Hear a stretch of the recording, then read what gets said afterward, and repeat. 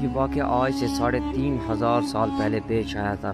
فرعون کے ڈوب کر مرنے کے بعد سمندر نے اس کی لاش کو اللہ کے حکم سے باہر پھینک دیا، جب باقی لشکر کا کوئی نام و نشان نہ ملا۔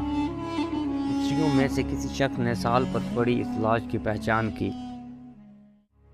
اور اہل دربار کو بتایا۔ فرعون کی لاش کو محل پہنچایا گیا۔ درباریوں نے مصالے لگا کر اسے پوری شان اور احترام سے تابوت میں رکھ کر محفوظ کر دیا۔ حنوط کرنے کے عمل کے دوران ان سے ایک غلطی ہو گئی۔ فرعون کیونکہ سمندر میں ڈوب کر مرا تھا اور مرنے کے بعد کچھ عرصہ تک پانی میں رہنے کی وجہ سے اس کے جسم پر سمندری نمکیات کی ایک تہہ جمی رہ گئی تھی۔ مصریوں نے اس کی لاش پر نمکیات کی وہ تہہ اسی طرح رہنے دی اور اس سے اسی طرح حنوط کر دیا۔